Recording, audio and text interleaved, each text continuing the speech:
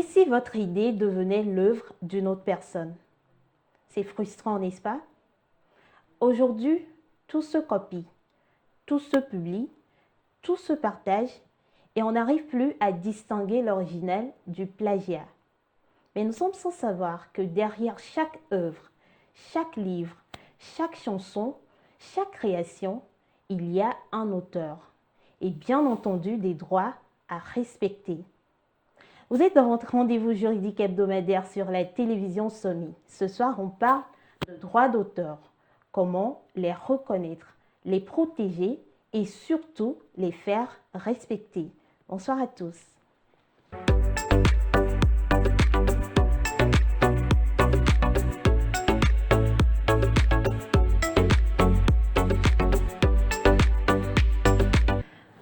Bonsoir à tous, très heureuse de vous retrouver dans ce nouveau numéro de Mardi du droit. Ce soir, on parle de droit d'auteur et pour mieux comprendre les enjeux juridiques liés à la protection des œuvres et à la valorisation de leurs créateurs, j'ai le plaisir de partager ce plateau avec Monsieur Ekwerola Wisdom Kunke, alias Caporal Wisdom. Il est artiste slammer, on le connaît tous, et membre du conseil d'administration du bureau togolais de droit d'auteur Butodra. Monsieur Kunke, bonsoir. Bonsoir à tous les téléspectateurs de Pyramide TV et bonsoir à Pyramide TV. Bonsoir à vous et merci d'avoir accepté notre invitation. Tout un plaisir pour moi. Alors, ce soir, ce n'est pas Caporal Wisdom. C'est vrai qu'on est en feature avec le Saint-Esprit, mais là, on va parler plus sérieusement du droit d'auteur. Vous êtes membre du conseil d'administration du Butodra. Déjà, c'est quoi le Butodra? Le Butodra, c'est le bureau togolais de droit d'auteur, un bureau qui est censé défendre les intérêts et le droit, protéger le droit des artistes. Peu importe sa catégorie, que ce soit musicien, danseur, slammer, rappeur, sculpteur, écrivain, littéraire,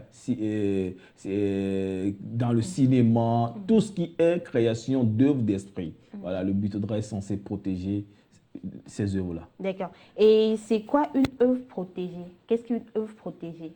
Une œuvre protégée, c'est une œuvre d'abord authentique, originale, d'un artiste ou d'un acteur qui vient déclarer auprès du bureau togolais des droits d'auteur pour avoir une protection et garantir sa propriété intellectuelle. Sa propriété intellectuelle. D'accord. Et que prévoit la loi togolaise en ce qui concerne la protection des œuvres? Oui, la loi togolaise protège l'œuvre et son artiste, en sorte pour que demain, quelqu'un ne viendra pas faire une copie et profiter des bienfaits ou des acquis de cette œuvre-là dont il n'est pas l'auteur.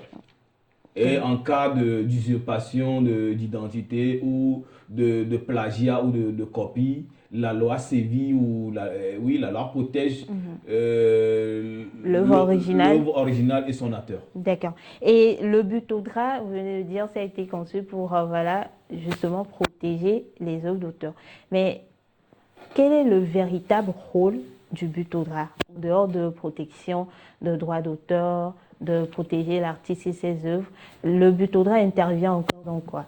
C'est de collecter les droits des artistes auprès des utilisateurs des œuvres. C'est-à-dire une radio, une télévision, un bar, un hôtel, tous ceux qui utilisent une œuvre d'esprit, c'est-à-dire tous ceux qui jouent de la musique par exemple, doivent payer un forfait au Butodra pour utilisation des œuvres artistiques dont le Butodra doit reverser aux artistes. Et c'est ce qui fait le droit d'auteur que les artistes reçoivent chez nous chaque 6 mois. D'accord. Quelles sont les conditions pour qu'un auteur soit reconnu comme tel et bénéficie de cette protection? C'est de pouvoir aller déclarer son œuvre authentique au niveau du Butodra en apportant 2 copies de l'œuvre et ses pièces d'identité. Voilà. Déjà, il faut adhérer. Il faut être sociétaire du Butodra tout en adhérant au Butodra pour avoir son attestation de Butodra, sa carte de Butodra, ce qui fait de toi un membre du Butodra et à chaque sortie d'œuvre ou à chaque œuvre que tu es en train de préparer, puisqu'on peut déclarer également des manuscrits. Voilà, cette émission, par exemple, peut être déclarée comme étant une émission originale. Si moi, je me lève tout à l'heure, je dis, OK, je vais créer une émission mardi du droit, je ne suis pas le propriétaire de cette émission-là. Une fois que l'émission est protégée au niveau du bureau de droit, le bureau de droit doit me saisir pour me dire non, tu n'as pas le droit de pouvoir utiliser le même titre pour ton émission parce que cette émission existe déjà dans, il est une propriété intellectuelle d'une personne, d'une tierce personne ou d'une entité physique ou morale. Ou morale, d'accord. Et aujourd'hui, à l'ère du numérique, on dit souvent, voilà, tout peut partir d'un clic, d'un partage, d'un like pour voler une œuvre. Ouais. Que pensez-vous de cette réflexion? Il suffit juste d'être malin et d'être vigilant, d'être habile parce que tu peux être victime de ta propre création. Qu'est-ce que je veux dire par là? Imagine, toi et moi, on est ici, bon voilà, on était en train de causer, tu me parles d'un de tes projets tout à l'heure que tu n'as pas déclaré. Moi, demain matin, je me réveille, je passe la nuit, je réécris le projet et je vais déclarer le projet. Demain, toi, tu te plains, je vais devant les juridictions, je t'envoie en prison parce que je dirais oui, c'est mon œuvre. Et le bureau de droit va me protéger parce que ce dont toi tu as parlé, tu l'as pas déclaré. Tu vois? Et tu n'auras pas peut-être les preuves de l'authenticité de l'œuvre que la propriété intellectuelle t'appartient. Voilà pourquoi, même avant de rendre dans le public, de rendre le projet public, l'œuvre publique, il faut passer par la déclaration d'abord pour protéger l'œuvre. Parce qu'aujourd'hui, tu vas voir, beaucoup de jeunes se plaignent que ah, voilà, c'est comme ça, ils ont envoyé des projets à des institutions. Après, voilà, et c'est devant la télé qu'ils voient que au journal télévisé, on voit que le projet est en train d'être réalisé. Mais à qui s'en prendre? À personne, parce que tu n'as pas déclaré ton projet et ce projet, voilà que peut-être la personne change juste le titre, mais le contenu est intégral. C'est méchant, mais voilà. C'est méchant. Mais c'est le propre de l'être humain. C'est le propre de l'être humain. Et avec l'avènement des réseaux sociaux, est-ce que toute œuvre, parce qu'aujourd'hui, voilà, beaucoup de jeunes publient sur les réseaux sociaux, ça peut être une chanson, une image, un livre, est-ce que automatiquement cette œuvre est protégée? Non, automatiquement, cette œuvre n'est pas protégée. Si ça dit il faut aller déclarer au niveau du service, au niveau de l'institution habilitée. Mais la publication de l'œuvre peut te servir de preuve. D'accord? Aujourd'hui, les réseaux sociaux gardent les preuves. Si moi je fais une publication aujourd'hui le 11 novembre oui. Et que je retrouve cette même publication le 11 décembre sur la page de quelqu'un dont il veut en faire sa propriété intellectuelle, mes captures d'écran peuvent me sauver, peuvent me servir de preuve. En fait, c'est par manque de preuve que on se dit, si tu déclares, là, tu as la preuve que l'œuvre t'appartient, que l'œuvre est protégée. Mais si tu peux avoir des preuves de capture, c'est en ce moment où on dit les paroles s'envolent, les écrits restent. Au moins les réseaux sociaux, ils gardent les preuves. Tu vas voir, quand il s'agit des artistes, par exemple, un artiste va dire non, que ce son m'appartient, et l'autre face sur YouTube dit voilà la date de la publication de cette chanson, qui date de peut-être 10 ans avant que toi tu ne le sortes aujourd'hui. Donc tu ne peux pas dire que j'ai fait une copie de ton œuvre, c'est plutôt toi qui m'as copié. Donc, en gros, en ce qui concerne les œuvres créées sur les réseaux sociaux, c'est très important de faire des captures d'écran. Oui, bon, tu sais, Internet, heureusement que Internet a une belle mémoire qui ne se passe pas facilement. Oui. Donc, ça peut te servir de preuve pour protéger ton œuvre. Aujourd'hui, tu vas voir sur YouTube, on va dire que non, que on a saboté un son, que le son a disparu sur YouTube parce que le propriétaire de l'œuvre de l'esprit a signalé à YouTube que non, cette œuvre-là, cette œuvre m'appartient, que je suis l'auteur original de l'œuvre-là. Donc, YouTube, et il montre les preuves. Et YouTube joue le justicier, il supprime la copie directement et il supprime la copie. D'accord. Donc, il y a différentes manières Justement. de se faire justice. Et comment se manifestent aujourd'hui les atteintes aux droits d'auteur au Togo? Bon, tu sais, pour la plupart des cas, on passe à la négociation à l'amiable. On passe à la négociation à l'amiable. Au cas où les deux parties n'arrivent pas À s'entendre? à s'entendre, là, on passe devant les juridictions et ça, c'est le tribunal qui tranche l'affaire et donne raison à qui de droit. Et quelles sont les sanctions prévues contre ceux qui violent les droits d'auteur? Honnêtement, sans mentir, je ne pourrais pas te dire tout à l'heure parce que je n'ai pas le document. On n'a pas encore traité un cas qui allait jusque-là, Jusqu'à la justice? jusqu'à la justice, ce qui fait qu'aujourd'hui, je doute fort que, il y a une loi spécifique qui condamne cela, mais la plupart de ces cas, on les adapte par rapport à certaines réalités sur le terrain. On peut le comparer par rapport aux problèmes fonciers et tout pour définir une loi, pour retrouver une loi qui protège les deux Les parties. deux Donc, parties. c'est à peu près ça. C'est un peu Parce qu'il y a beaucoup spécifique. parce qu'il y a beaucoup de lois qui ne sont pas encore en vigueur au Au niveau, Togo. parlant de droit d'auteur. C'est bien vrai qu'on dira oui, on est en retard, on devrait faire. Mais c'est quand tu arrives dans d'autres pays. J'étais à Libreville il y a 3 ans. Ils ont créé leur bureau de droit d'auteur il y avait un an. Donc, je me suis dit, à Donc, quelque part, le Togo est mieux. mais cela ne veut pas dire que on a eu plus d'avancées. On peut faire mieux que ce que nous sommes en train de faire là. C'est d'aller à la loi sur les copies privées qui va permettre d'accroître le rendement voilà, le rendement du Bitoudra à plus de 600%, ce qui va vraiment arranger également les acteurs et les ayants droit, les sociétaires du Bitoudra, tout en gardant l'œil sur la gestion de ces fonds. D'accord. Et revenons un peu sur les structures qui sont habilitées à faire valoir les droits d'auteur. Oui. À part le Butaudra, il y a Il y a l'IMPUT, l'IMPUT, qui est l'institution de la protection de la protection de intellectuelle, la propriété intellectuelle, propriété intellectuelle qui au Togo. protège plus les entreprises et les marques. Les marques. Oui, les entreprises et les marques. Et si je prends ma marque Agno, Agno, par exemple, oui.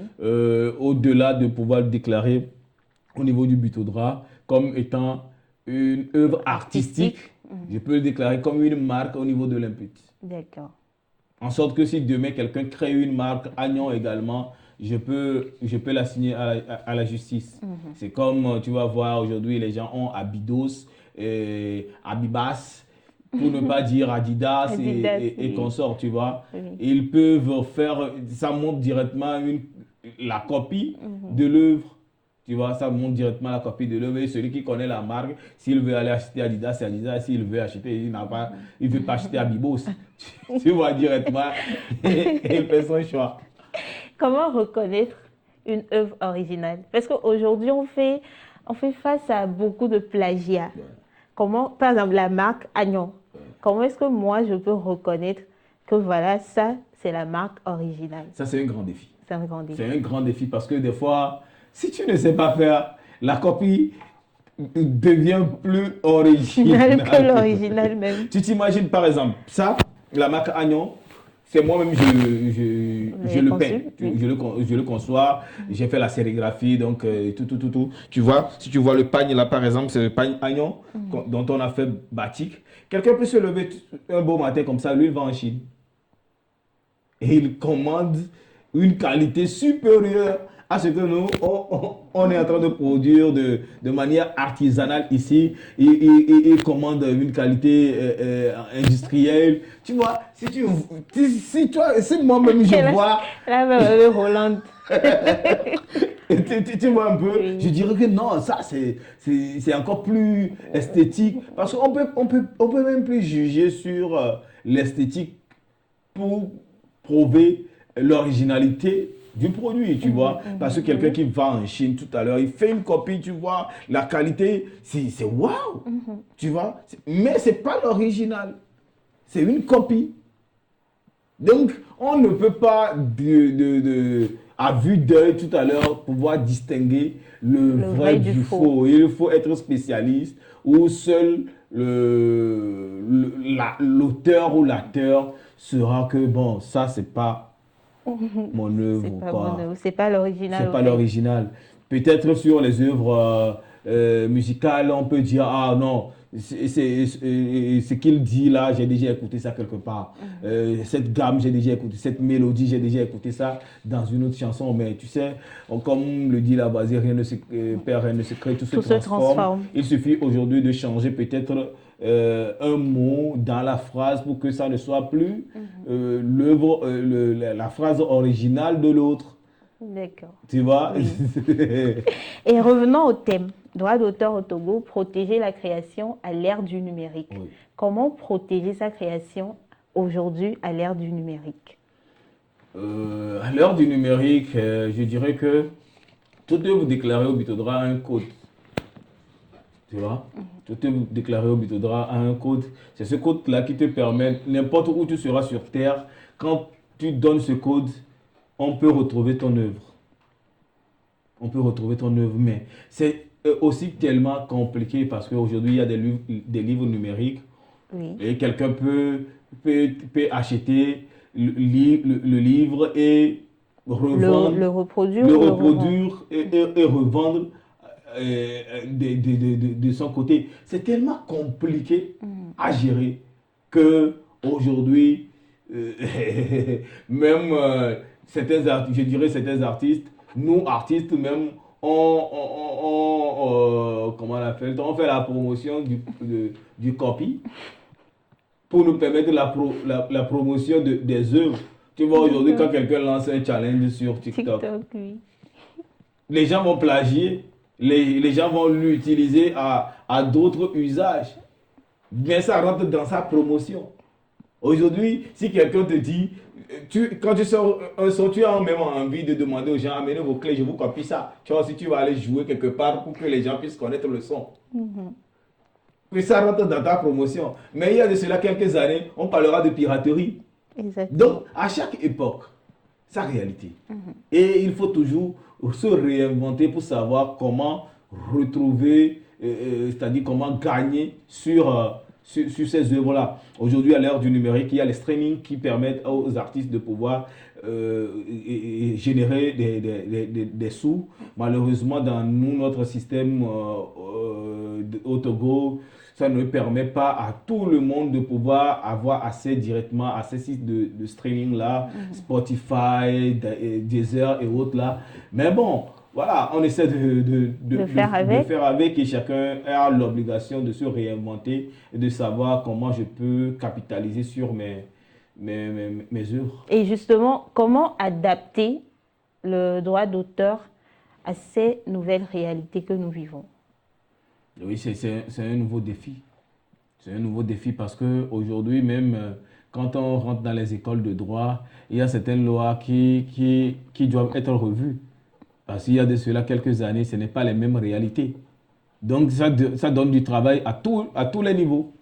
Que ce soit au niveau des juristes, au niveau des avocats, au niveau des juges, au niveau des acteurs, au niveau des artistes. Et au niveau des bureaux de droit d'auteur également, ça devient un défi. Réinventer autrement le secteur à l'ère du numérique. Réinventer autrement le secteur à l'ère du numérique. Aujourd'hui, il faut que le Bitodra rediscute avec les agences de téléphonie mobile qui servent la connexion. Parce qu'aujourd'hui, tu ne peux plus écouter la musique sans la connexion. Pour télécharger une musique, il faut la connexion. Donc, si la musique permet à ce que les agences de téléphonie mobile pour faire beaucoup de sous, quand il faut suivre les directs, il faut de la connexion, tu vois. Oui. Et on ne fait pas de direct sans jouer de la musique. On ne fait pas de direct sans quelqu'un qui fait un direct et même il y a un tableau derrière. Ok. C'est une exploitation de Voilà. l'œuvre là. Une Tu vois? exploitation illégale. Donc, il y a tellement d'aspects à revoir, à réinventer, réadapter au secteur pour que chacun puisse avoir le gain qu'il faut. D'accord. Et quelles sont les perspectives du Butodra en matière de protection des œuvres et de valorisation des auteurs? Bon, je parlais en temps de la loi de copie privée qui est au Parlement depuis quelques années, dont on espère que le nouveau gouvernement ou le nouveau ministre de tutelle va faire les efforts pour que ce dossier puisse avancer. Il y a de cela 3 semaines, on était avec le nouveau PCA du conseil d'administration qui ne manœuvre aucun effort également pour que ce dossier puisse revenir sur la table au Parlement pour que cela soit vraiment, vraiment revu et rentre dans la vie de l'artiste togolais et voilà, veiller sur la bonne gestion également des fonds qui rentrent au niveau du Butodra, numériser le Butodra pour que ce qui va permettre une traçabilité de tous les fonds qui rentrent. Parce qu'aujourd'hui, je peux me lever, comme les gens sont au courant que je suis au conseil d'administration, je rentre dans un bar, je dis non, que moi je suis agent du Butodra, vous allez payer les frais, je vais voir un imprimeur, il me fait des factures. Donc je peux passer dans 100 bars, je collectionne des fonds et je verse à personne. D'accord. Tu vois, Oui. c'est du fraude, mais les gens sont capables de le faire. Les gens Je le ne dis font. pas que les gens le font, mais les gens sont capables de le faire. Ok. Parce que je n'ai pas aujourd'hui des preuves pour dire que voilà, X ou Y a fait ceci. Donc je ne peux que donner des affirmations sans confirmation, d'accord? Oui. Donc une numérisation permettra à ce que quand il y a un numéro vert par exemple, sur lequel tous les bars doivent à la fin de chaque semestre faire leur versement. Directement, il y aura une traçabilité. On saura quel bar a payé, quel bar n'a pas payé. Combien ce bar a payé parce qu'il y aura une base de données et tout ce qui va se faire sera scientifique. Mais au pire des cas où c'est Kofi qui doit passer à Hanokop ou bien dans le quartier Lomégan ici, passer de bar en bar, voilà, il arrive quelque part, on offre une bière et il boit et puis bon, il dit bon, toi, il te donne juste quelque chose, il ne fait pas de facture et il part. Comment on peut vérifier cela? Ça va être compliqué. Et j'ai bien envie de vous poser cette question. Est-ce que le Butodra est accessible à tout type d'auteur?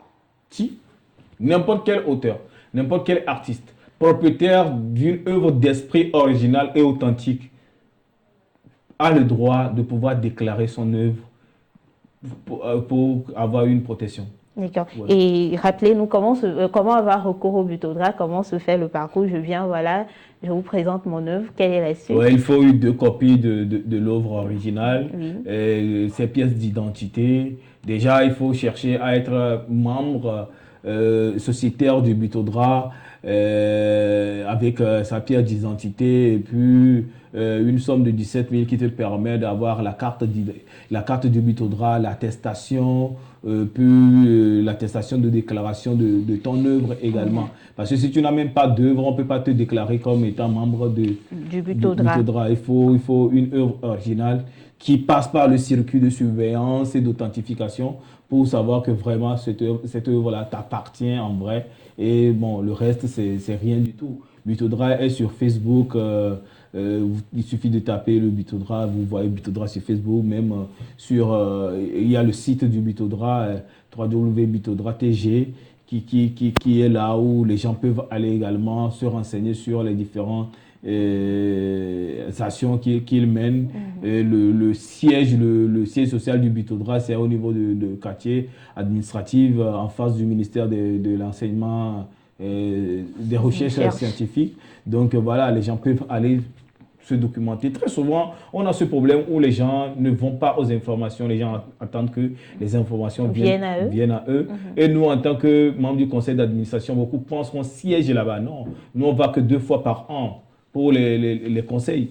C'est en juin et en décembre que siègent les conseils au niveau du conseil d'administration. Et c'est pendant ce moment que nous pouvons porter des doléances, nous pouvons faire des amendements, nous pouvons sanctionner des actions, nous pouvons porter des réserves sur des activités. Donc les gens pensent que nous, on est là-bas, on est payé à la fin de chaque mois. Non, on n'est pas fonctionnaire du Butodra. C'est un mandat de 2 ans renouvelable une fois. D'accord. Ouais.